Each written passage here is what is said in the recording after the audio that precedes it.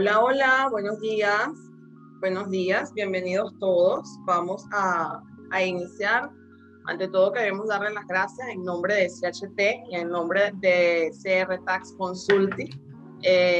Hoy tenemos un tema pues, de suma importancia y muy interesante para todos. Cuando hablamos de negocios, cuando hablamos de emprendimiento, cuando hablamos de inicios, ¿ok? A nivel organizacional, a nivel legal. Entonces, como hemos dicho en determinados momentos, en CHT nos estamos enfocando en transmitir pues, conocimiento, información de valor que nos permita crecer mutuamente, tanto ustedes como nosotros. Por eso hemos destinado siempre un viernes al mes para compartir en estos espacios y agradecemos siempre a ustedes que dedican una hora de su tiempo para acompañarnos. Recuerden que acá lo importante es compartimos información.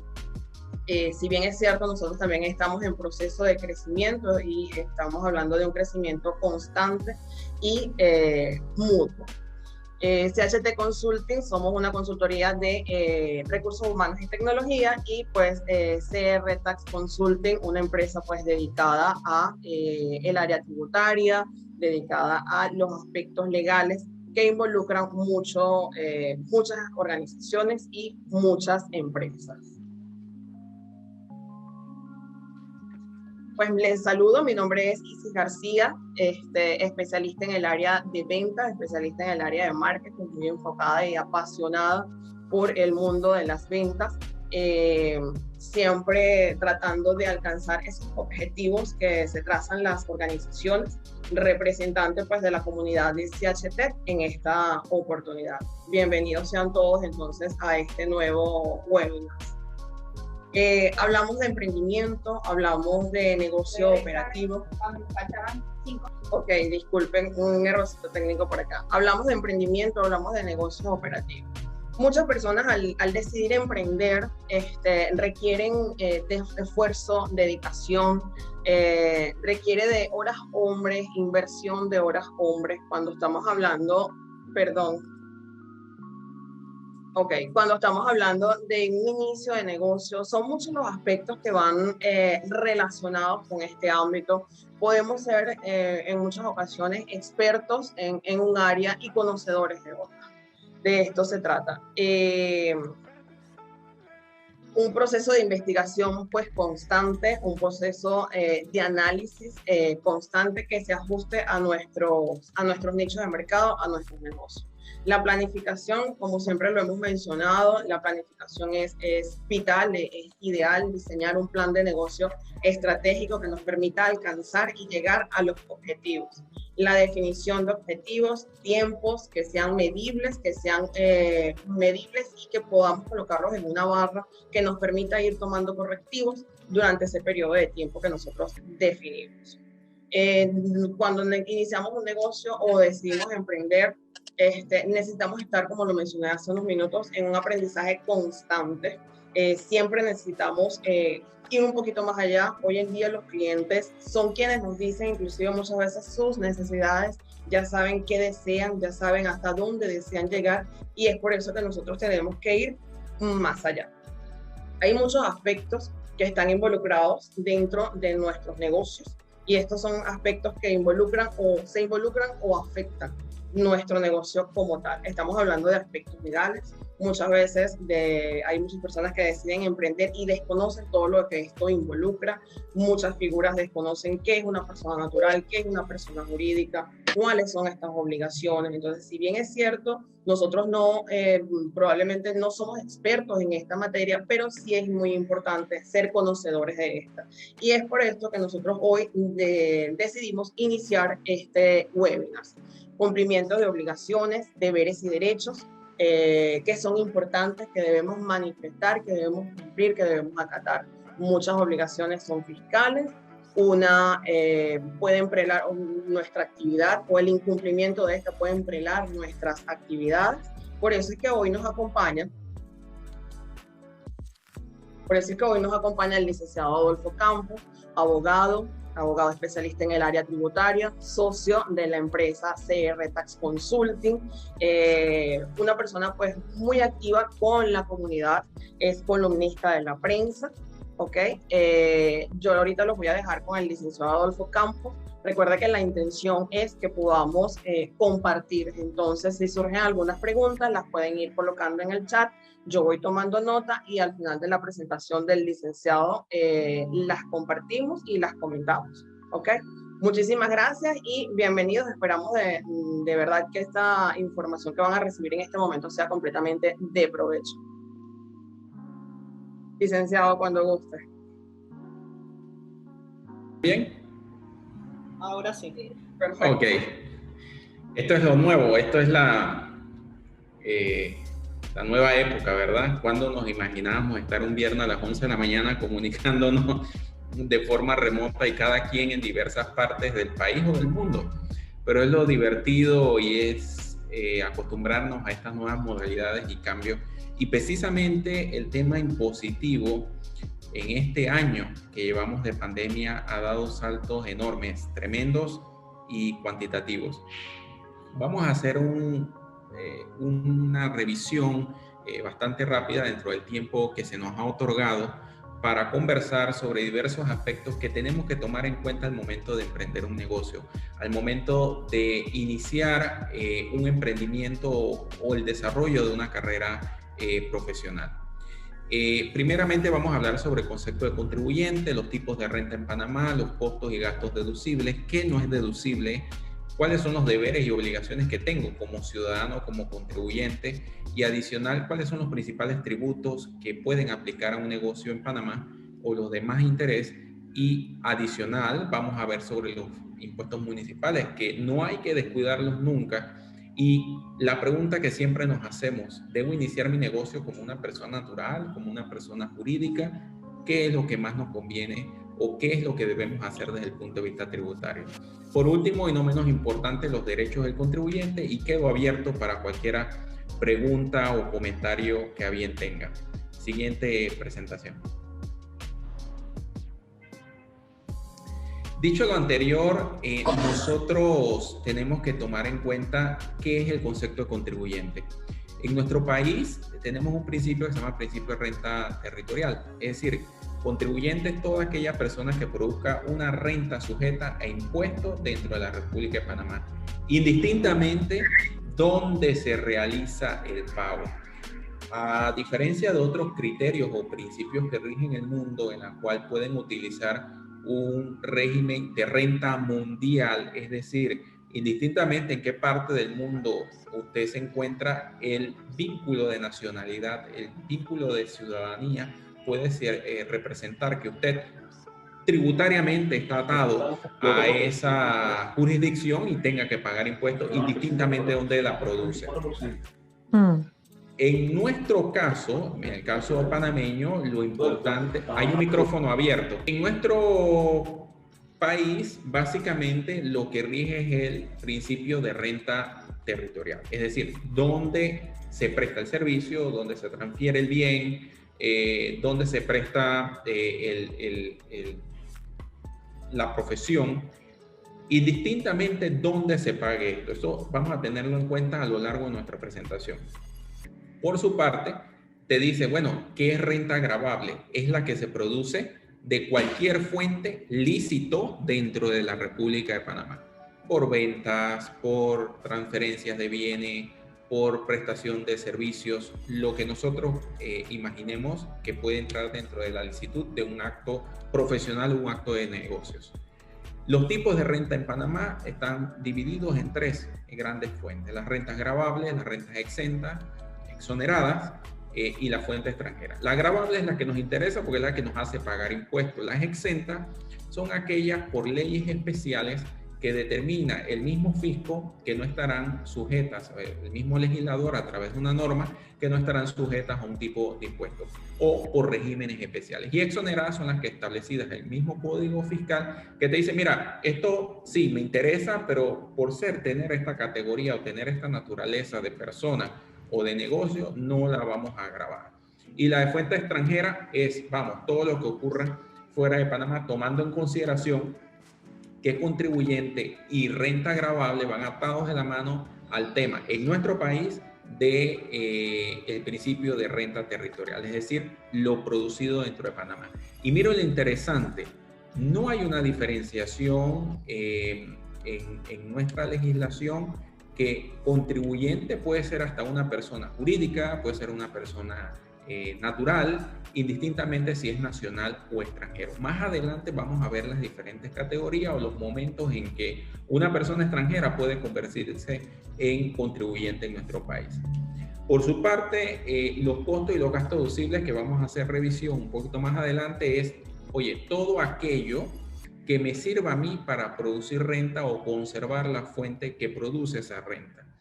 Contablemente, cuando hablamos de costo, es todo aquello que está incluido dentro de la producción del bien o la misma prestación del servicio, que tiene una relación directa, tiene un vínculo. Si yo voy a producir plumas, por ejemplo, bueno, ¿qué yo necesito para producir estas plumas?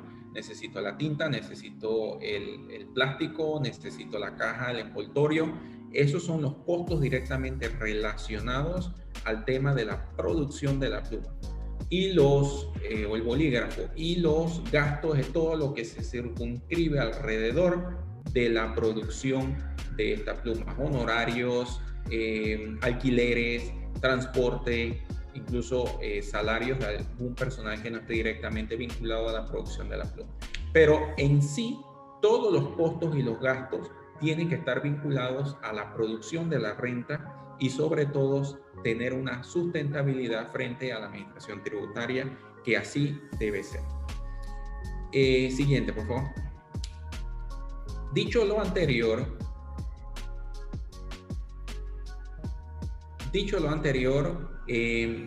cuando determinamos cuándo una persona es contribuyente, es aquella persona natural o jurídica, nacional o extranjera, que percibe renta gravable objeto del impuesto sobre la renta.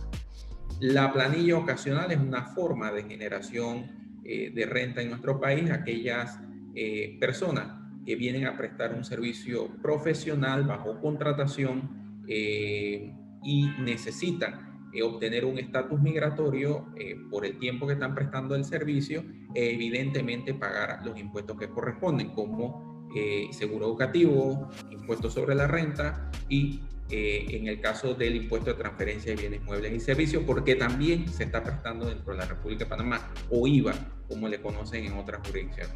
El caso de los servicios profesionales por extranjeros, que vienen ya sea, yo lo tengo clasificado ahí en dos diferentes rubros, que puede ser que el servicio se preste dentro de Panamá o el servicio se preste fuera de Panamá, tiene una connotación muy particular. Que este tipo de personas son servicios profesionales esporádicos, son servicios profesionales para una misión muy específica y no necesariamente bajo una planilla ocasional o contratación.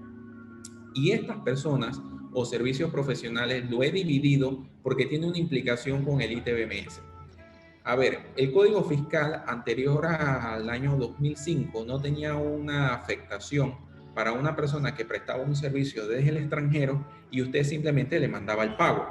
Eso no estaba afectado con el impuesto. Sin embargo, usted podía deducírselo. Hoy en día, a partir de la reforma de aquel año, usted tiene que hacer una retención del impuesto sobre la renta, que la misma norma establece, y le dice a la persona, ok, aquí te hago el pago, tú me prestaste el servicio desde el extranjero y yo te tengo que hacer una retención por ese pago, porque es un híbrido de una extensión como si la persona hubiera estado prestando el servicio en Panamá. Y dirán ustedes, pero tú me dijiste hace unos minutos que es que la renta tenía que producirse dentro del territorio panameño. La variación acá es que la misma norma dice es importante esa cópula, y tiene que ser considerado como un gasto deducible por quien hace el pago. Esos dos elementos son importantes tomarlos en cuenta. Primero, ese servicio sirvió para, como un costo o un gasto deducible para producir renta en nuestro país. Y segundo, adicional, yo lo estoy deduciendo, el pago que estoy realizando, como un gasto deducible. Entenderíamos entonces que si yo no lo deduzco como un gasto deducible, no tengo ninguna obligación de hacer retención. Diferencia es que si el servicio se presta dentro de Panamá, esa persona tuvo que venir al país a concretar algo referente a ese servicio, entra un tema particular. Aunque la tasa es la misma, que es si es una persona jurídica, es el 12.5%, entra a considerar el ITBMS, porque ya físicamente quien prestó el servicio está aquí, y adicional de la retención del impuesto sobre la renta, tengo que retenerle el ITBMS. ¿Cómo se lo retengo? Bueno, hay un coeficiente para ello que se aplica. Sabemos todos pues que el IVA en nuestro país, el ITBMS es 7%, pero en este caso se aplica un coeficiente que es el 0.065421. Ese coeficiente se aplica sobre el monto de lo que yo estoy pagando a esa persona. Es importante tener en cuenta esto porque los alcances en materia tributaria por el tema de remesa es bien significativo, sobre todo porque la gente se deduce el servicio que pagó por un servicio prestado desde el extranjero, confundiendo que como el servicio se prestó desde el extranjero y yo lo pago, yo no tenía ninguna obligación de deducir, lo cual es un completo error porque ya yo tenía que deducir del impuesto sobre la renta porque adicional fue un gasto necesario para producir renta en Panamá. Otra categoría de contribuyentes son los fideicomisos, constituidos conforme a la ley de fideicomisos en Panamá, y estas personas se convierten en contribuyentes, los fideicomisos, precisamente porque en la figura del fideicomiso tenemos un fideicomitente, tenemos un fiduciario que es el administrador y tenemos un beneficiario o fideicomisario. En ese aspecto, el fideicomiso hay que obtenerle un número tributario, y ese número tributario, la responsabilidad del fiduciario o administrador es presentar las declaraciones de renta por las diferentes actividades que haga ese fideicomiso. Las sucesiones hasta cuando se efectúe la adjudicación de los bienes, otra especie interesante en nuestro medio, en la cual indica que fallecida la persona, los deudos, los herederos deben pagar los impuestos de esta persona por el tiempo en que produjo algún tipo de renta. La persona fallece en el mes de mayo, bueno, los ingresos que esa persona obtuvo del mes de enero al mes de mayo hasta su fallecimiento deben ser liquidados. Esto aquí, pues, a veces no es tan efectivo por parte de la administración tributaria. Esto, pues, en alguna ocasión presentar, yo le llamaba una declaración de renta final de un fallecido y no me la dejaban presentar sencillamente porque me decían que una persona muerta. Yo, no, pero es que aquí está la norma donde los hijos están firmando y estoy trayendo el certificado de defunción, y lo que precisamente quiero es cancelar todas las obligaciones que esta persona tiene durante su tiempo de vida.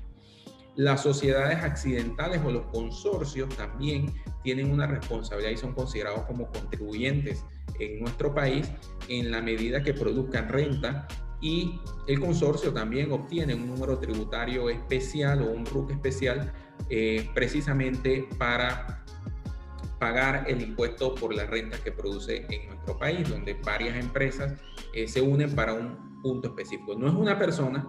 Sin embargo, se considera una asociación, un acto de comercio, un contrato para una actividad específica. Por lo tanto, también dentro de contribuyente está la categoría de las personas naturales o extranjeras que permanecen en Panamá más de 183 días corridos o alternos durante el año fiscal. Eso también es considerado como contribuyente en nuestro país. Ya esa persona tiene que obtener un número tributario o un registro único de contribuyente.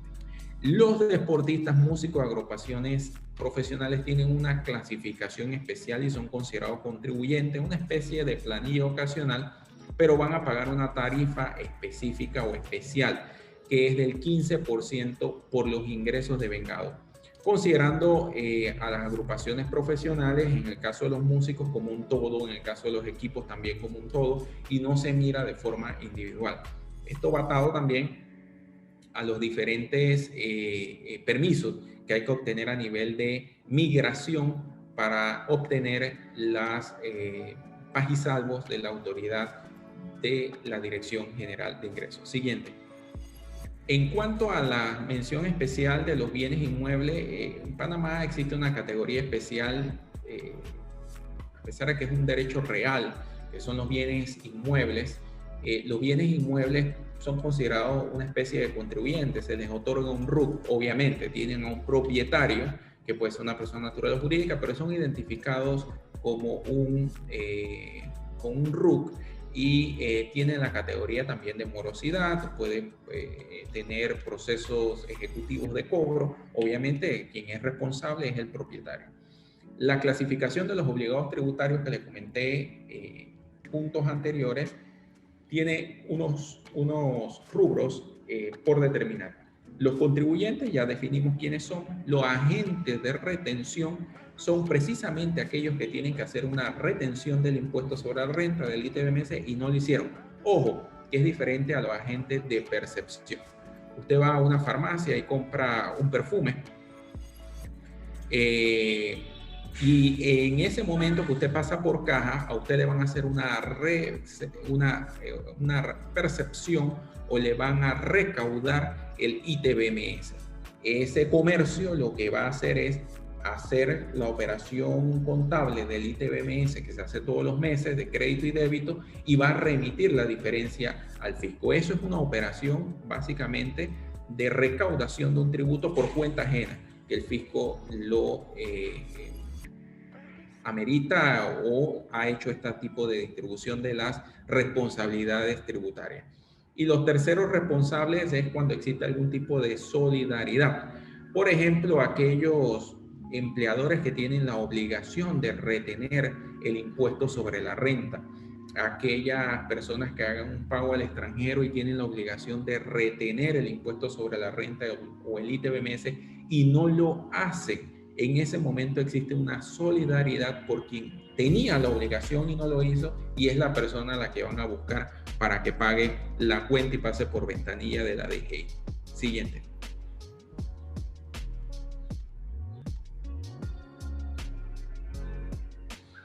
El registro único de contribuyentes tiene una importancia tremenda. Es una declaración jurada donde usted va a indicar cuáles son sus actividades, cuál es su dirección física, la dirección de correo electrónico, los datos generales, si es una persona jurídica, quiénes son los responsables o quién es el agente residente, quién es el representante legal, los teléfonos.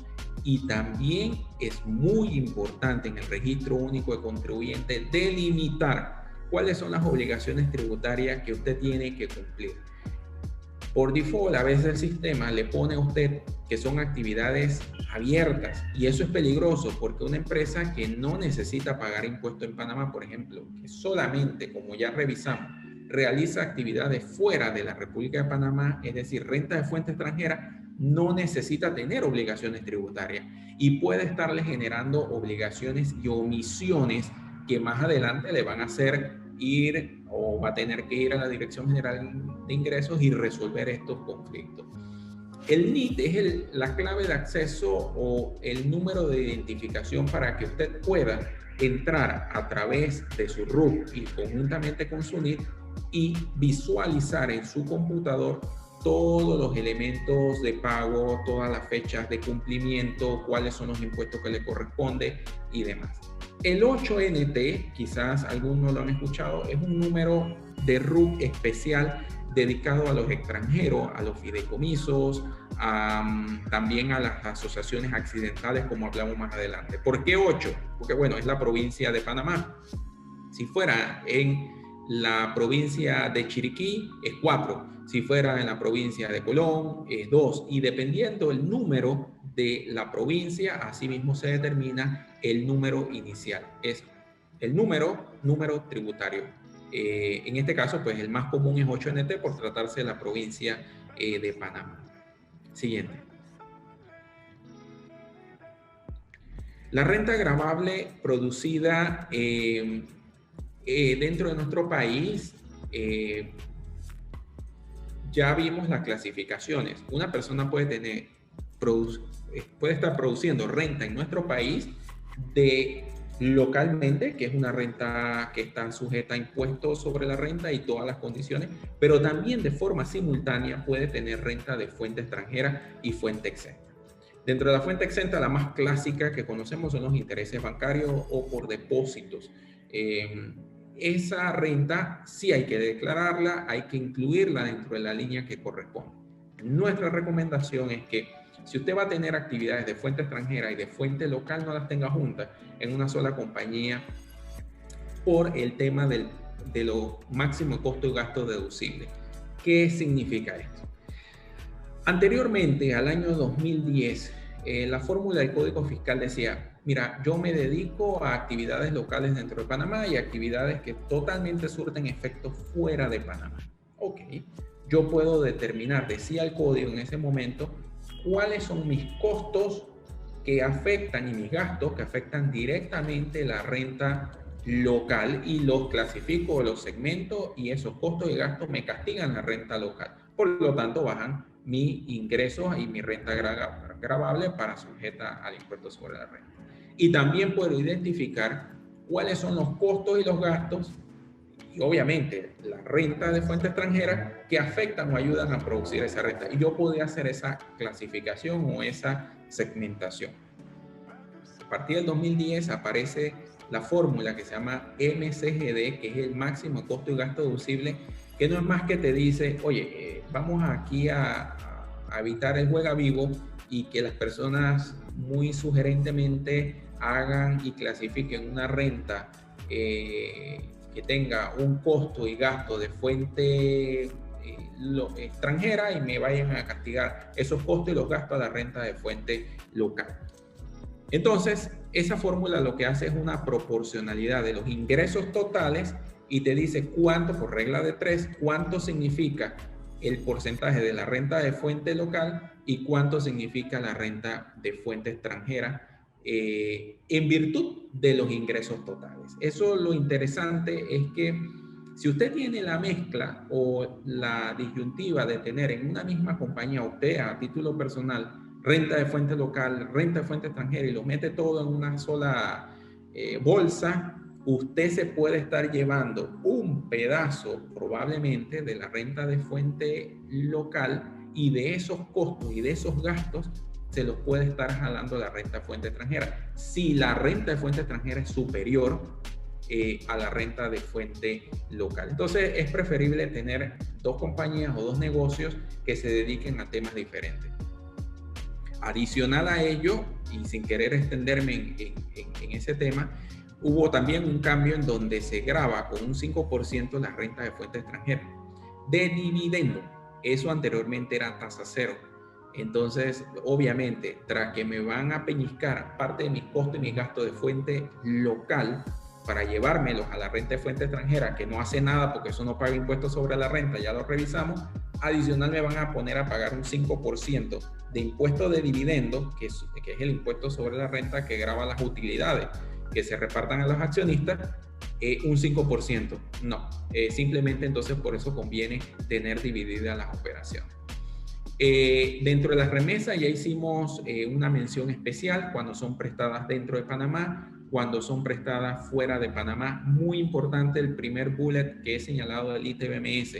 Si la persona, yo soy un constructor y mandé a hacer unos planos, contraté a un costarricense y esa persona le mandé todas las medidas, le mandé todos los parámetros para la construcción del edificio y revisión de planos y terrenos y demás, y esa persona necesita venir a nuestro país para revisar algunas condiciones geológicas de terreno, entrevistarse con el cliente, lo que sea.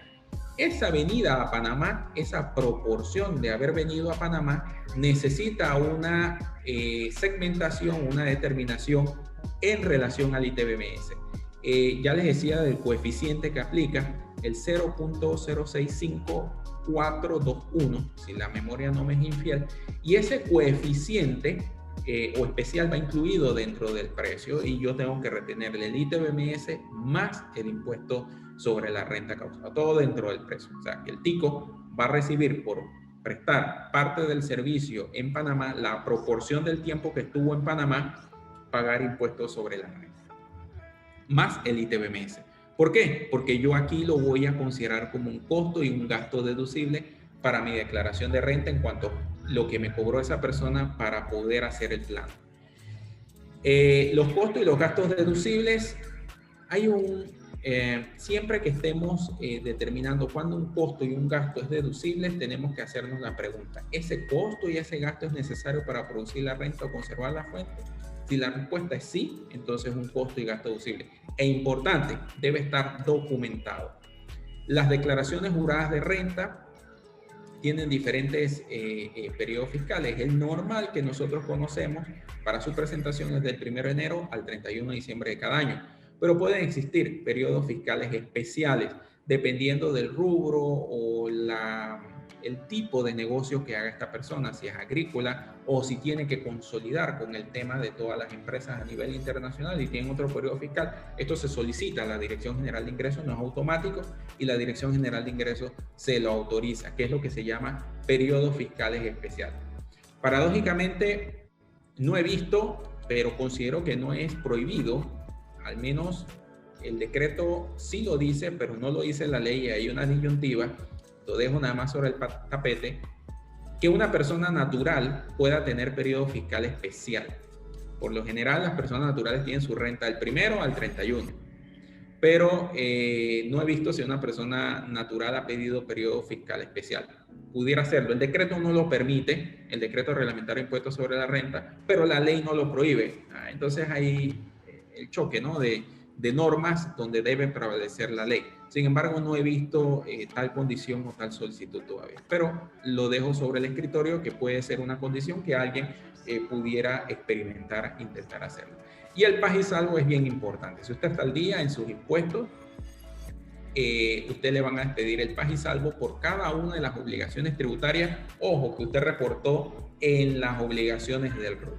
Eso es bien importante. Y el paz y salvo en casos de empresas comerciales es importante para poder obtener la placa de circulación vehicular. Siguiente. Los costos y los gastos deducibles ya le hemos dado revisión. ¿Qué es un costo y gasto deducible? Todo aquello que me sirve para producir renta o conservar la fuente generadora de renta en nuestro país, es decir, renta gravable. Es bien importante la documentación de los costos y los gastos a través de la factura.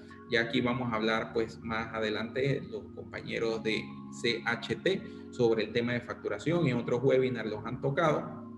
Y hay costos y gastos que no son deducibles: agasajo, fiestas, premios. Hay algún listado que establece el decreto ejecutivo 170, que es el reglamento del impuesto sobre la renta, cuáles son los costos y los gastos que no son deducibles en materia de impuestos sobre la renta. Y el MCGD es la fórmula que le expliqué sobre la ponderación o la proporcionalidad que yo puedo castigar los ingresos gravables con los costos y gastos dependiendo de cada tipo de fuente en que esto se origina. Siguiente.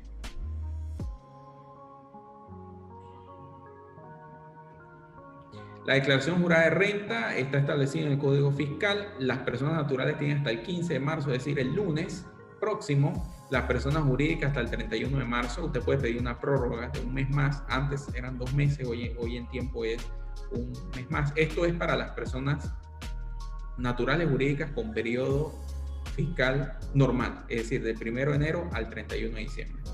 La declaración estimada es una estimación que se hace en la declaración jurada de renta para los meses de junio, septiembre y diciembre que se debe pagar. Esto ya va con la declaración de renta que se presenta en la fecha que anteriormente he indicado para todos los comerciantes, y esta renta estimada o declaración estimada es lo que yo estimo que voy a ganar el próximo año.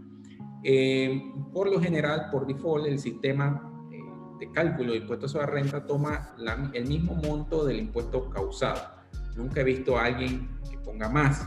Sin embargo, la norma permite que usted ponga menos. ¿Por qué? Porque usted está cerrando una línea de negocio, usted perdió la representación de una marca, o simplemente porque sabe que la compañía se va a disolver. En ese momento, usted puede decir: mi declaración estimada del año 2021 va a ser menor que el impuesto causado que pagué precisamente porque yo preveo que durante todo este año 2021 mi producción de renta va a ser más baja que el año 2020. Vivimos momentos bien atroces para estos cálculos y estas proyecciones, pero es la temática de cómo funciona la norma.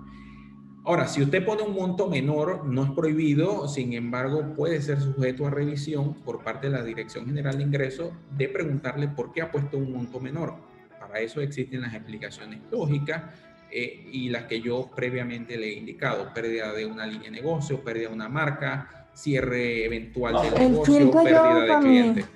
Entonces, eso puede originar que efectivamente su declaración estimada del año 2021 sea. Las declaraciones de renta rectificativa. Hay un micrófono abierto. Favor. Tienen un micrófono abierto, Isolina. Gracias. Las declaraciones de rentas rectificativas son aquellas que son para corregir algún tipo de error, algún tipo de clasificación que haya en las declaraciones de renta. Esto se puede hacer por una sola vez por periodo fiscal y dentro de un lapso, y tiene una sanción de 500 balboas en el caso de las personas jurídicas, y en el caso de las personas naturales un promedio de 100 balboas. Estos son promedios porque la norma es más amplia, dice de 0 a 1000. Pero por costumbre se ha puesto 100 naturales y 500 a las personas jurídicas. Siguiente. ¿Quién debe elaborar las declaraciones juradas de renta? Bueno, un contador público autorizado o firma acreditada. Cuando se trate de contribuyentes que se dedican a actividades de cualquier índole cuyo capital sea mayor a 100.000 balboas, y cuando se trate de contribuyentes que tengan un volumen anual de ventas de bienes o servicios mayor de 50.000 balboas. Esto es importante tenerlo en cuenta. La misma persona puede preparar su declaración de renta si no está dentro de estas condiciones, pero nuestra recomendación es que usted siempre esté asesorado por un contador especialista en materia tributaria para evitar cualquier error y precisamente después de estar rectificando declaraciones de renta, lo que involucra pues zozobra, angustia y sobre todo sujetarse a una posible auditoría por esa declaración de renta rectificativa. Siguiente. ¿Quiénes están exentos de presentar declaraciones juradas de renta? Los asalariados. Los asalariados, aunque están exentos de presentarlo, no significa que no lo pueden hacer. ¿Y por qué lo pueden hacer? Porque el Código Fiscal establece algunos rubros que usted puede deducirse y que no necesariamente su empleador le aplica en las pagos que le hacen, pues, o las retenciones que le hacen de impuestos sobre la renta todos los meses. Por ejemplo, los gastos escolares, los gastos médicos, las hipotecas, son rubros que efectivamente usted puede considerar si presenta, siendo asalariado, una declaración jurada de renta. Las personas naturales que ejerzan profesiones o actividades de manera independiente, cuyo renta neta gravable, es decir, ya lo último que queda después de ingresos, costos y gastos, la renta neta gravable, sea de 1.000 balboas o menos en periodo fiscal respectivo, siendo que sus ingresos brutos no sobrepasen los 3.000 balboas anuales. Y también están exentos de presentar declaración jurada de renta las personas naturales jurídicas que se dediquen a la actividad agropecuaria cuyos ingresos no sean superiores a 350.000 balboas. Siguiente.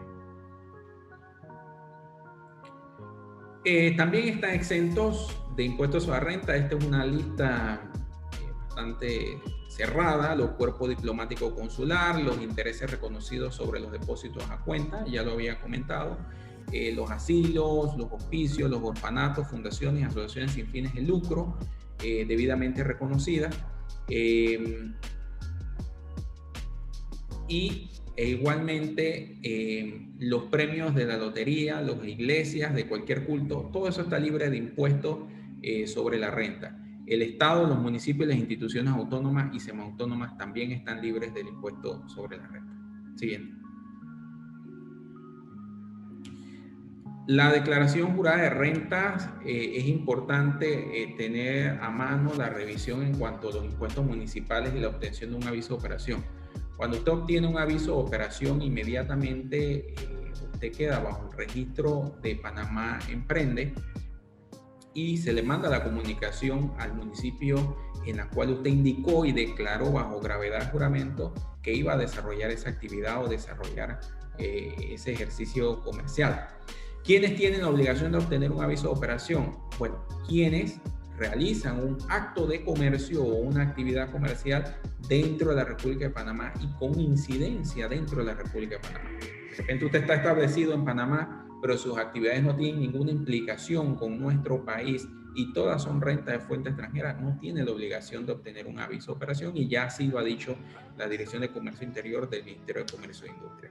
Sin embargo, tome en cuenta que en el momento que usted tenga un aviso de operación, manda el reporte Panamá Emprende al municipio respectivo y le dice, mira, hay un ciudadano que ha abierto un aviso de operación, antiguamente conocido como patente o licencia comercial, por favor, y me ha indicado que las actividades que va a hacer vender zapatos, ropa, joyas, etcétera, etcétera. Y el municipio entonces busca su catálogo de impuestos que varía de municipio a municipio a través de los acuerdos municipales y verifica cuánto es el impuesto que usted tiene que pagar. Por eso es importante que una vez que usted haga verazmente, no es sacar aviso de operación por sacar aviso de operación, vaya al municipio respectivo donde usted dijo que iba a realizar la actividad y vea que exactamente usted está bien aforado de acuerdo a lo que usted dijo, porque por cada actividad lo van a grabar o lo van a intentar grabar.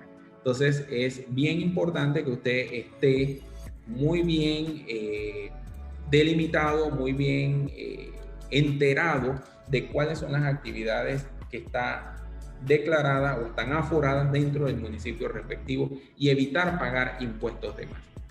Entonces, eso es bien importante. Siguiente. Algunas informes, lo vamos a dar revisión rápidamente, que usted tiene que estar consciente que es lo que nosotros llamamos formularios de información tributaria. Está el formulario 43, que es el informe de compras e importaciones de bienes y servicios. Esto es importante tenerlo en cuenta, que no presentarlo tiene unas multas y aplica para aquellas personas que tienen ingresos brutos superiores a 1,000 y también a la misma fecha y o poseen activos totales por un monto superior a 3 millones de balboas. La multa es bien alta, de $1,000 si usted no presenta por cada año estos formularios. Siguiente. De forma mensual. Puede ser bien oneroso. Casualmente ahora viene una ley de amnistía donde se está discutiendo, se está extendiendo la discusión que permite que usted presente todos esos formularios omisos sin causarle una multa. Imagínense que usted no lo haya presentado por un año, son $12,000 solo en multa. A mi parecer es un poco alta la multa, bastante alta la verdad, y puede llegar a ser muy onerosa para una persona. Existe el formulario 930, que es el informe de precio de transferencia, que no es más que si usted tiene relaciones con partes relacionadas ubicadas fuera de Panamá, necesita sujetarse a todo lo que es el régimen de estudio de precio de transferencia y por ende presentar los estudios o los informes de precio de transferencia. Los estudios sustentan los informes de precio de transferencia y esto es importante tener la asesoría muy específica con un conocedor de la materia, especialistas en precio de transferencia. Siguiente. La planilla 03 es la lista de los trabajadores y los sueldos devengados durante todo el año. Esto se presenta más tarde el 31 de mayo y tiene una multa por no haberla presentado por año de 1,000 balboas. Siguiente. Ahora, ya entrando en la recta final de nuestra presentación, ¿debo hacerlo como una persona natural o como una persona jurídica? Bueno, efectivamente es el dilema. Ahí tenemos que medir varios aspectos. Primero, si somos una profesión liberal. 2, si el tema de riesgo. 3, si existen más socios que están trabajando conmigo en este emprendimiento o este negocio. Y también medir los costos y los beneficios que esto me pueda dar. Lamentablemente vivimos en un mundo de riesgos, vivimos en un mundo donde cada día las relaciones entre los seres humanos son más complejas y utilizar las figuras jurídicas puede permitir o aislar un poco el riesgo. No significa que su patrimonio no esté en juego, porque si ocurre algún problema, algún percance, específicamente es el riesgo de la compañía o de la persona jurídica la que está en juego. Y usted como accionista o como capitalista es la parte o la participación que usted tenga en esa compañía la que estaría en riesgo. Sin embargo, existen las responsabilidades penales, eso es importante tenerlo en cuenta, y los representantes legales deben actuar en virtud de apego a la ley y evitar temas penales, sobre todo ahora que existe el tema penal fiscal, porque los representantes legales serían responsables por las actuaciones de las personas jurídicas. Entonces es un tema de evaluar también los costos y los beneficios, porque emprender a través de una persona jurídica tiene un costo mayor, tienen que pagar tasa única, agente residente, cuando va a hacer algún negocio le piden certificaciones de esa persona jurídica que tiene un costo en el registro público, pero sí da un toque diferente a lo que es el emprendimiento y también la ordenanza. Y más que todo, cuando iniciamos un negocio, a veces pensamos que siempre va a estar en chiquito. No, pensemos en grande, pensemos de que va a haber un futuro, que yo puedo vender una línea de negocios, que empecé con mi empresa, o puedo incorporar más socios, lo que las sociedades, las personas jurídicas, sí me permiten esa flexibilidad, a diferencia si lo hago a título individual. También puedo adquirir otras empresas por adquisiciones de acciones o fusiones. Puedo escindir mi negocio. Si yo vendía bicicletas y patinetas y ya no quiero proseguir con el negocio de las patinetas, yo escindo esos activos, los separo del patrimonio o del inventario de la empresa y ya solamente me quedo dedicado a la venta de patineta, de bicicleta, porque escindí el negocio de patineta. Y eso desde el punto de vista fiscal es cero, a diferencia de que si hago una transferencia, hago un bien, así sea tipo gratuito, va a causar un impuesto de ITBMS. Entonces, estos temas de organización nos permite desde un inicio estar bien planteados hacia un crecimiento. Por eso que es importante evaluarlo desde el primer momento. Siguiente. Las obligaciones de facturación es bien importante tenerlo en cuenta. Yo siempre he dicho que emprendimiento no significa estar en el anonimato. Emprendimiento significa una responsabilidad con nosotros mismos, con la patria, con nuestros semejantes y adicional con la competencia. Porque en un mundo donde las personas tributan lo que les da la gana o pagan impuestos cuando les da la gana, es una competencia desleal. Y hoy en día eso tiene sanciones penales, siempre y cuando sean por temas de defraudación o evasión arriba de los 300.000 balboas. Entonces, voy a comentar rápidamente que hay una ley que precisamente yo publiqué y se llamaba Emprendimiento y Responsabilidades Compartidas. Fueron dos leyes bastante recientes, el año 2020, la 186 del 2020, que crea las sociedades de emprendimiento. Tiene una entrada en vigencia a partir del próximo 2 del 12 del 2021. Las mismas poseen características especiales importantes a un régimen fiscal cónsono y práctico y que nos parece justo.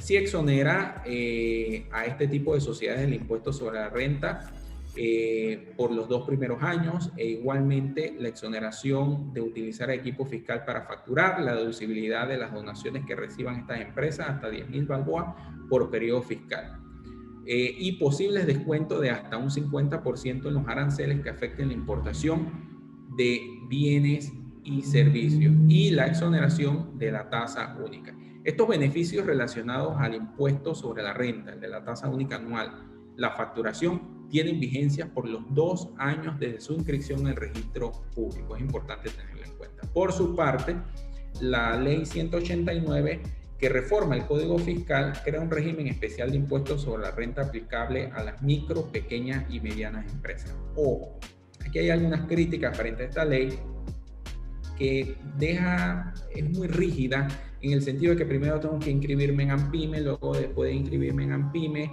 tengo que demostrar que no es producto de una fragmentación de negocio, que los accionistas de la compañía están a título personal, una serie de temas que a mi criterio se quedaron atrás. Este artículo es viejo, lo único que lo reeditaron, por decirlo así, y le cambiaron las tasas. En cierto aspecto puede ser beneficioso porque es un régimen especial con unas condiciones especiales, pero en temas de hereditarios, de seguridad, de administración de riesgo propios de un negocio se queda corto. Porque yo puedo emitir las acciones de mi compañía a nombre de una fundación de interés privado. Yo puedo tener las acciones de mi compañía a nombre de una holding, que es otra compañía, por temas de riesgo, por temas de vender participación, por temas de crecer, y esta norma no me lo permite. Pensarán, no, pues es que yo soy micro, pequeña. No, pero es que una empresa de este segmento puede estar fácilmente, es mediana empresa, arriba del $1.000.000 de Balboa. Y no es nada depreciable ese patrimonio. E igualmente hay que revisar las tasas. Las tasas que se incluyeron en algunos brackets pueden ser más onerosos en los ejercicios que hemos realizado. Entonces, no corra inmediatamente a inscribirse bajo esta regla o bajo este nuevo régimen si primero usted no se asesora y hace los números de lo que le conviene. Y con respecto al tema de la facturación, sí es importante conocer, y allí los expertos de CHT, a partir próximamente vamos a tener lo que se llama la facturación electrónica, ¿sí? Y la utilización de los dispositivos de transmisión informática de todo lo que se facture o procese a través de un equipo fiscal. Es importante indicar que la Dirección General de Ingresos tiene un cronograma para esto, y el programa es bien ambicioso en establecer que todo debe iniciarse el 1 de junio del 2021. Esto es en cuanto a las adecuaciones de los equipos fiscales, y los dispositivos de comunicación deben iniciarse el 1 de junio del 2021. Y en el caso de la facturación electrónica, bueno, los intermediarios o proveedores de autorización calificado deben primero registrarse para poder empezar a prestar el servicio.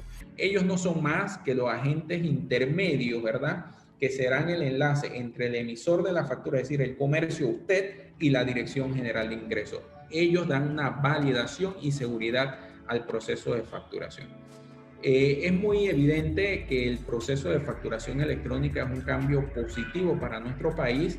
Disminuye la cantidad de papel, el tema de protección al medio ambiente, y también la disponibilidad de dicha factura y su distribución va a ser más amistosa y amigable con todo el mundo. Y finalmente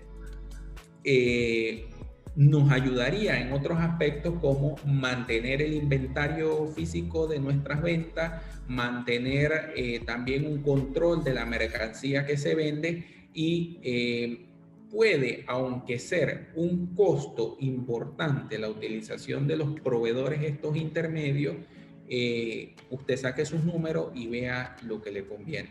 Efectivamente, los PAC llegan a hacer un papel bien importante, sobre todo por facilitar estas transacciones y validar las mismas y darle la seguridad. A diferencia de lo que existe hoy, algunos programas pilotos donde estas mismas empresas, quizás ustedes han ido al comercio local, que algunas empresas ya tienen facturas electrónicas y se las mandan a su correo electrónico. Bueno, ellos mismos están prestando todo el servicio.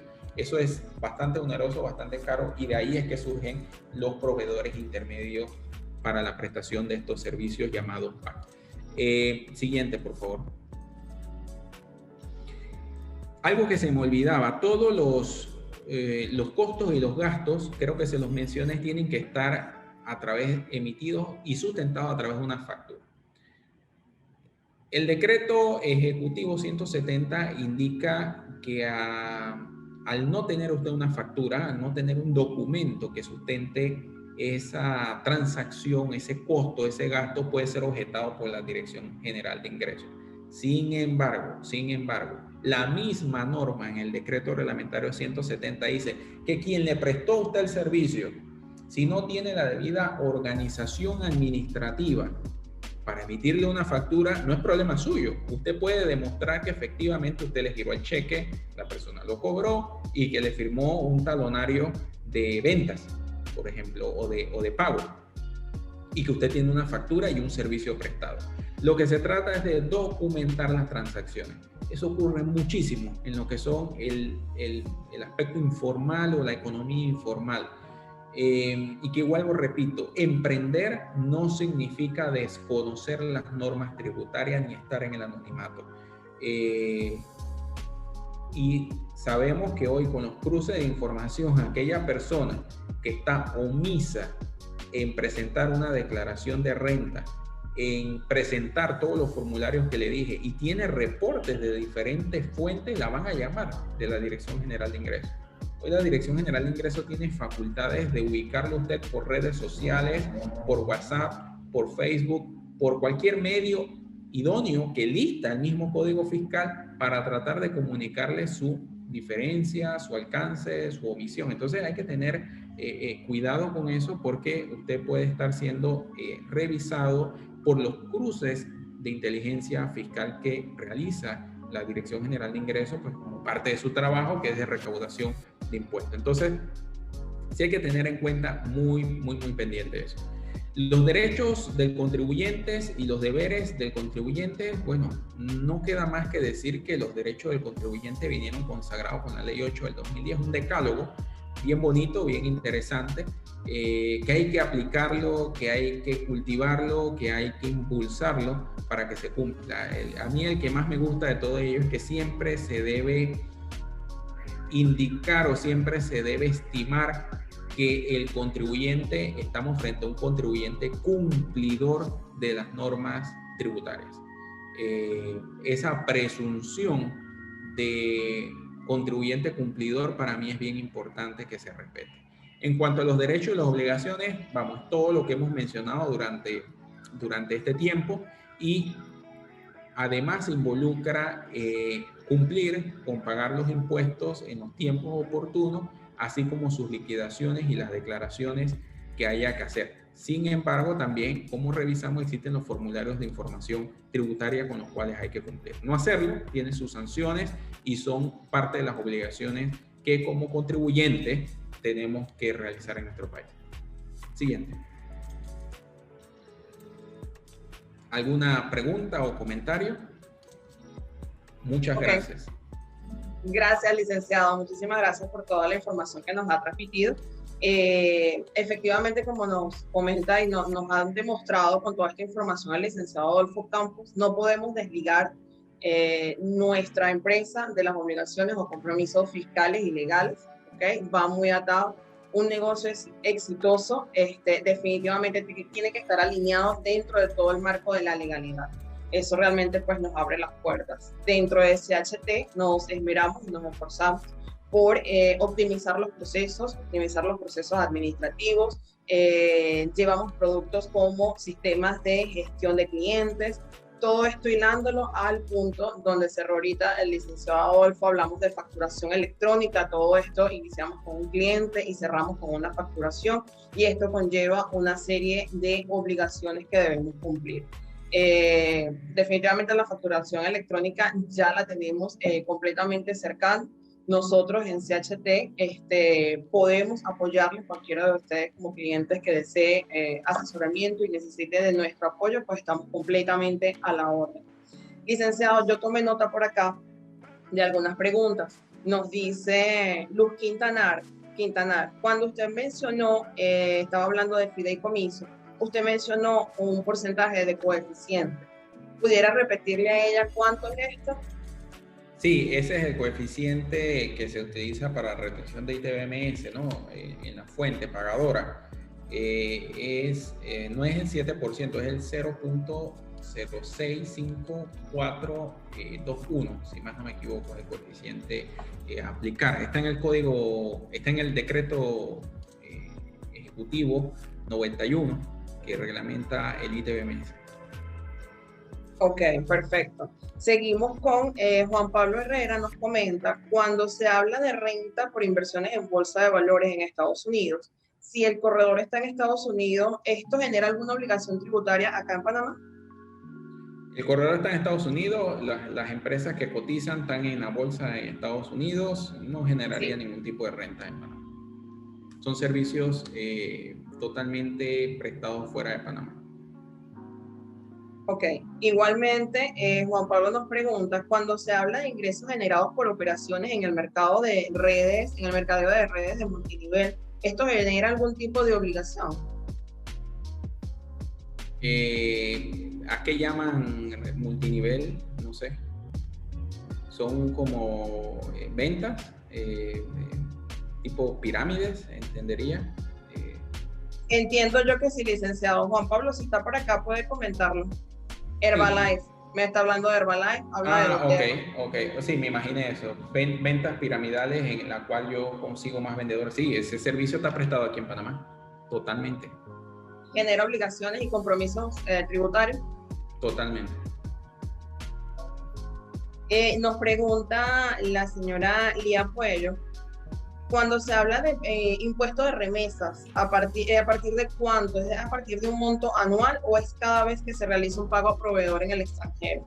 Buena pregunta. Los pagos que se realizan al exterior, a ver, es todo un tema el impuesto a las remesas, el impuesto sobre la renta aplicado a las remesas. Acuérdense que teníamos los servicios prestados en Panamá, los servicios prestados fuera de Panamá. Si el servicio es prestado dentro de Panamá,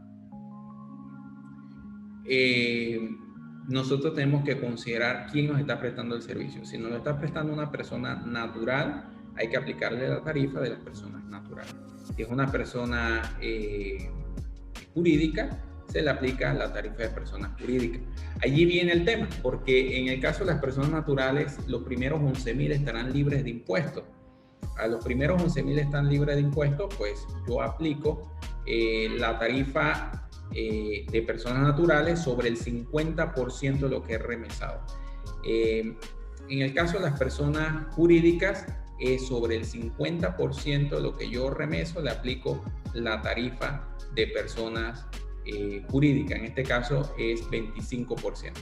¿Qué se hace más fácil? Se dice, mira, sobre la totalidad de lo que mandes, aplica el 12.5, que es la mitad. Exactamente lo mismo, pero lo que dice la norma es, sobre el 50% de lo que remeses, primero identifica si es natural o jurídica quien le estás pagando y luego le aplica las tarifas que establece el Código Fiscal si es una persona natural y si es una persona jurídica.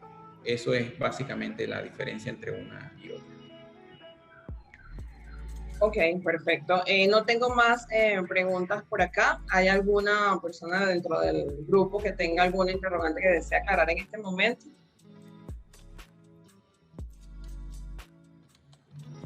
Hola, buenas, hola, buenas tardes, buenos días, bueno, sí, buenas tardes. Quería que, por favor, si puede repetir la parte en la que dice, habla sobre cuando viene una persona a un contrato profesional, el tema de los ITBMS para esa persona, para el pago hacia esa persona que viene a hacer un trabajo específico. Sí, las personas que vienen a prestar un servicio específico a nuestro país y físicamente estuvo en nuestro país, yo en mi declaración de renta, en el momento que voy a presentarla, yo tengo que declarar todos los ingresos que tuve durante ese periodo y ese servicio que esa persona me dio debe estar ligado o sirvió para producir mis ingresos. ¿Por qué? Porque es el concepto de costos y gastos deducibles. Ese es el primer punto que tenemos que tomar en cuenta. El segundo punto que tenemos que tomar en cuenta es si yo lo deduzco. Al yo deducirlo como un gasto o como un costo que va a disminuir mis ingresos, obviamente, porque es un costo y un gasto deducible, entonces yo tengo que aplicar la retención del impuesto. Si la persona físicamente estuvo en Panamá, adicional al impuesto sobre la renta que expliqué en la pregunta anterior, tengo que identificar si es natural o es jurídica y sobre el 50% de lo que le pago le aplico las tarifas que corresponden, o si es una persona jurídica, también entonces le aplico la tarifa de las personas jurídicas. Y si la persona está ubicada en el exterior, entonces esta persona que está ubicada en el extranjero no aplicaría entonces el ITBMS, pero la tarifa es la misma, el esquema y el análisis es el mismo. La diferencia puede ser el ITBMS. Ahora bien, ustedes me dirán, oye, pero ¿cómo tú determinas el ITBMS? Ok, no existe fórmula exacta en el Código Fiscal ni en el decreto ejecutivo que reglamenta el ITBMS, y lo que hacemos es hacer en la proporción. Si el servicio eran $1,000 y la persona estuvo en Panamá tanto tiempo, bueno, entonces aplicamos la proporción de cuánto representa esos días versus el monto de los $1,000 del servicio. Entonces, sobre esos días que estuvo en Panamá y que lo puedo comprobar con el movimiento migratorio que emite la Autoridad de Migración, la Dirección de Migración, entonces yo le aplico el ITBMS. Es una forma un poco científica, no tan establecida en el código, pero que de forma de costumbre, casuística, se ha utilizado en el medio tributario para establecer cuánto y cómo aplicar el ITBMS por el tiempo que la persona estuvo en Panamá. Porque no fue todo el tiempo, si fue un mixto. Eso es en los casos muy particulares. Pero si estuvo todo el tiempo aquí, bueno, va el ITBMS sobre la totalidad de los ingresos, es decir, en este caso los $1,000. Pero podemos encontrar mix, que se prestó un pedacito afuera y otro pedacito dentro de Panamá en cuanto al tiempo. Ok, muchas gracias. Ok, licenciado, nos pregunta Lizeth Vera. En este momento, y tomando en cuenta los incentivos tributarios que el Estado está otorgando, ¿qué es lo recomendable para una microempresa? Es decir, persona natural o persona jurídica. Decirle una fórmula exacta de qué es lo que le conviene es muy complicado, porque habría que analizar caso a caso. Primero, cuál es el rubro de negocio para determinar el riesgo. Si usted me dice que es la distribución de mercancía o logística o transporte, acarreo, yo le diría constituye una persona jurídica, porque Dios no lo quiera, tú no manejas esos camiones, estás de 24 horas, 9 horas en la calle, pues estás más propenso a un accidente de tránsito, lo que con todo y póliza de seguro puede llegar a repercutirte a tu pecunio si están esos carros a título personal.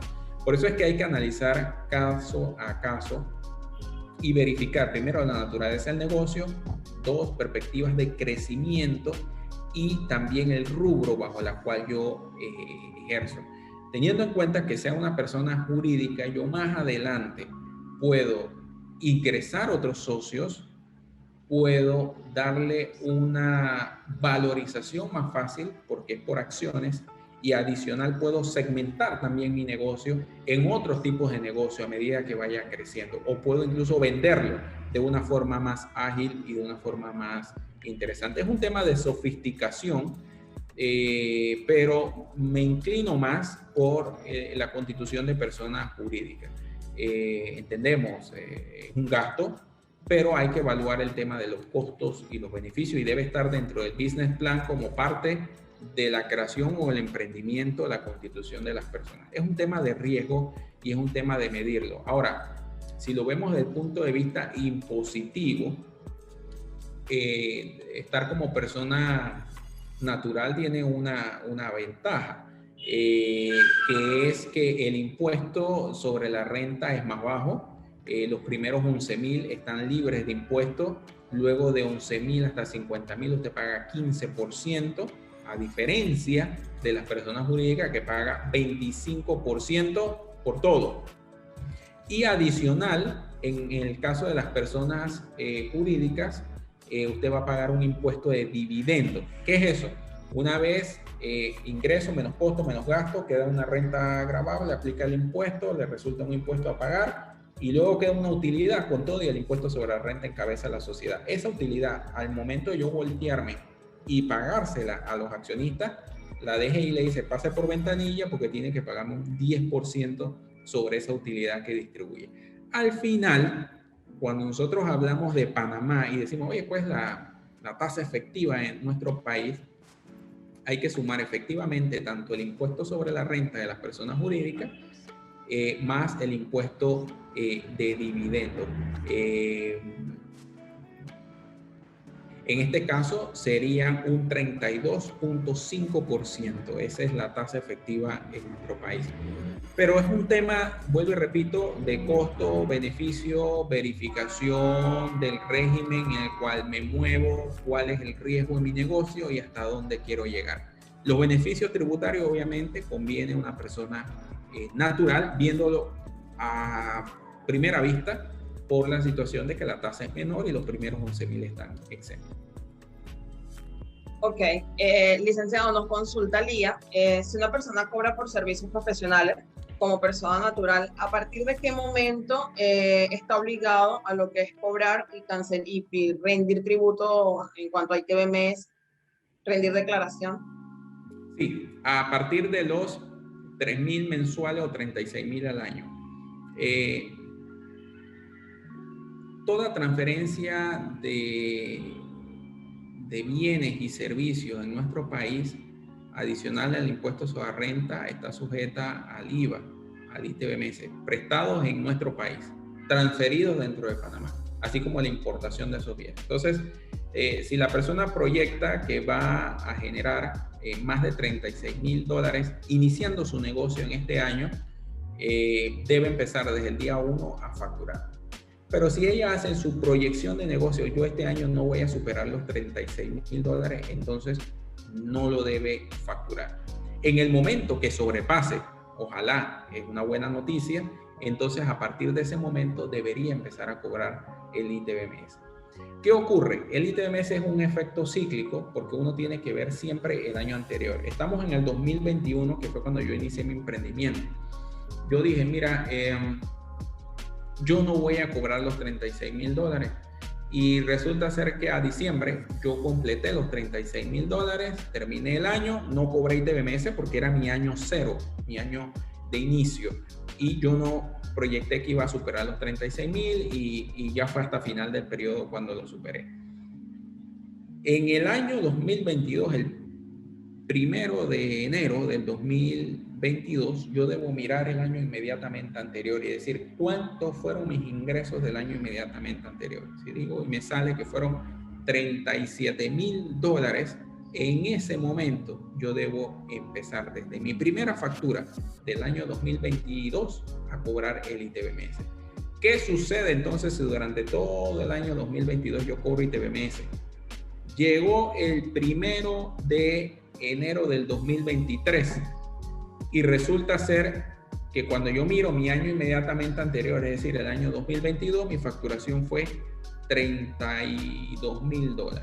Yo no superé los $36.000, por lo tanto, para el año 2023 yo pierdo mi condición de contribuyente de ITBMS. ¿Qué quiere decir? Recordemos los primeros slides. Yo no voy a percibir, yo no voy a cobrar ese impuesto, no lo voy a recaudar de los terceros a los cuales le presto un servicio, a los cuales le hago la transferencia de un bien, precisamente porque no soy contribuyente.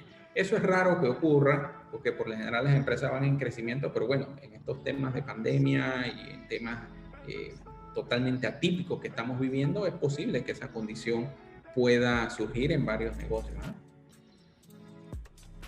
Ok, y con una última pregunta tenemos por acá. Nos comenta Paola, si bien es cierto que para el 1 de junio ya está el calendario para la activación de la facturación electrónica, ella comenta que si no sabe de alguna extensión por el tema de que no todos los bloques por pandemia, digamos, están abiertos actualmente o no se ha dicho fecha. Ajá. ¿Tiene conocimiento usted de alguna prórroga de la DGI o el 1 de junio ya es una fecha oficial? Es lo que está consultando Paola. 1 de junio. Uh-huh.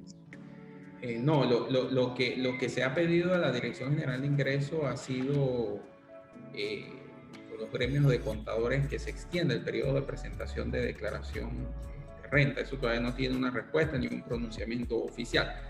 Ahora bien, ¿qué sucede? Vamos a ver. es difícil hablar de todos los impuestos. Hay un impuesto que se llama impuesto de aviso de operación, creo que lo hablamos, el impuesto a la patente. Cuando usted saca su aviso de operación y el municipio lo reporta, eso es municipal. Ese es municipal. El impuesto nacional se llama impuesto de aviso de operación. Ese impuesto grava el patrimonio. Tiene un mínimo de 100 y un máximo de impuesto, de 60.000. ¿Qué pasa? Si usted está cerrado ahorita mismo porque no abrió su bloque, o en los tiempos que estuvimos cerrados, una de las observaciones que se han hecho en los diferentes artículos o medios en los cuales hemos participado es que se les permita de cierta forma a los contribuyentes, ¿verdad?, deducirse ese tiempo bajo el cual estuvieron cerrados en la proporción del tiempo que estuvieron clausurados. Eso sería un poco justo, porque el impuesto de aviso de operación lo que grava el ejercicio de una actividad comercial. Y si usted estuvo cerrado, ¿qué ejercicio de actividad comercial hubo? La base bajo la cual se toma en cuenta o se calcula es el patrimonio. Pero eso todavía no ha sido delimitado ni determinado, y hasta ahorita todo el mundo debe pagar su impuesto tal cual ordena, que es el 2% sobre el patrimonio de los activos netos o el activo neto de la compañía del periodo al cierre. Ok, perfecto. Sí, Paola estaba preguntando en cuanto a lo que era la actualización del uso del dispositivo. Ya lo respondimos por aquí por el chat, que no hay una fecha, digámoslo así, de extensión. Ya, yo creo que se refería, Paola, era eso, al tema correcto. de la facturación. Sí, no hay ninguna extensión en eso tampoco, ¿eh? No hay ninguna extensión en base a eso. Eso dijeron 1 de junio y esa es la fecha que ha quedado. Ok, bueno, entonces cerrada la rueda de preguntas, queremos invitarlos para que formen parte de la comunidad de CHT, donde de manera constante compartimos información. ¿Para qué? Para estar actualizado, para tener conocimiento de lo que sucede en el mercado. Desde aquí compartimos toda la información relacionada con actualizaciones, nuevas fechas, nuevos procedimientos. Aquí hemos comentado lo que son los decretos, cuando sale el decreto de facturación electrónica, y por aquí igualmente nosotros compartimos, comentamos cuando realizamos este tipo de actividades de webinars. Inclusive los invitamos a, en el momento que ustedes tengan una consulta, o deseen un webinar específico, estamos completamente abiertas a recibir esta solicitud. Recuerden que en CHT tenemos como lema: juntos sumamos más, es decir, juntos podemos crecer dentro del mercado, CHT dentro de su ámbito, y ustedes quienes están iniciando un emprendimiento o un negocio. ¿Ok? El tema del próximo webinar que vamos a tratar, el 16 de abril, vamos a hablar sobre la contabilidad en la determinación tributaria. Seguimos conversando, pues, entonces, sobre estas obligaciones que nosotros tenemos como empresarios, que nosotros tenemos como dueños de negocios. Se los mencioné al inicio, si bien es cierto, no somos expertos en todas las áreas, pero sí tenemos que ser conocedores de todos los ámbitos y aspectos que se relacionan, pues, con nuestros negocios. Queremos darle las gracias, los invitamos a seguirnos, pues, en nuestras redes, CHT, los invitamos a unirse a nuestro canal de Telegram. Licenciado Adolfo, le damos las gracias por esta participación, por tomarse estas horas, de verdad, este tiempo, lo agradecemos muchísimo. Información de gran valor para las personas que nos siguen y nos acompañan. Por supuesto, gracias a ustedes, el grupo muy dinámico de CHT, por tener estas iniciativas de conversatorio, ya que no pueden ser físicas. Al menos nos tomamos unas orillas del día para aprender un poco más de las cosas que directamente impactan nuestro negocio. No hay cosa más difícil que emprender algo en desconocimiento. Y precisamente el tema fiscal cuesta, y no hacerlo de la forma correcta tiene un impacto negativo en nuestras finanzas y en el crecimiento de nuestra empresa, que al final es el motivo por el cual estamos emprendiendo una actividad. Entonces, parémosle cuidado, porque a veces uno se distrae por las ventas, se distrae por el día a día de negocio y no necesariamente por los temas financieros o los temas contables, que a uno que le apasiona también a veces genera un estrés. Sin embargo, es importante siempre tomar en cuenta, tener muy pendiente, porque estos errores contables, los errores financieros, pueden generar un desgaste, pueden generar multas, pueden generar sanciones que repercuten en el crecimiento de la empresa. Entonces, estamos a las órdenes en RC Tax Consulting, aliados de ustedes en CHT para los temas tributarios, que es nuestra especialidad en el caso mío. También damos los servicios de auditoría externa, contabilidad, outsourcing y todo lo que se refiere pues al mundo de la contabilidad y la tributación. También hay otros colegas, abogados dedicados al tema de migración, al tema de permisos laborales y todo lo que involucra el ejercicio de la profesión como abogados. Así que estamos a las órdenes, siempre en anuencia de seguir realizando estas actividades, y próximamente vamos a tener una sobre derecho laboral, donde va a estar el otro socio, el licenciado Ricardo Rivera, y el licenciado Adrián Coronado con los temas de contabilidad tributaria. En mi caso, me despido, muchas gracias y hasta una próxima ocasión.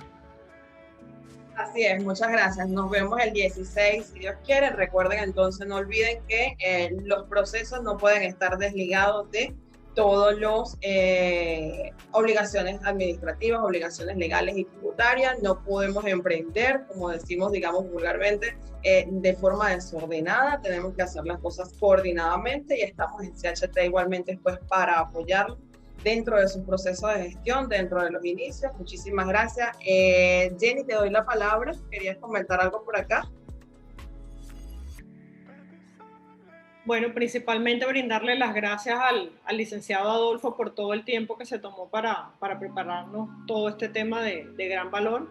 Y bueno, definitivamente, como le comenté a Paola, invitarlos a la comunidad CHT, que vamos a estar compartiendo todos estos temas de valor, de importancia para todos no solamente los emprendedores, sino definitivamente todas las empresas, ¿no?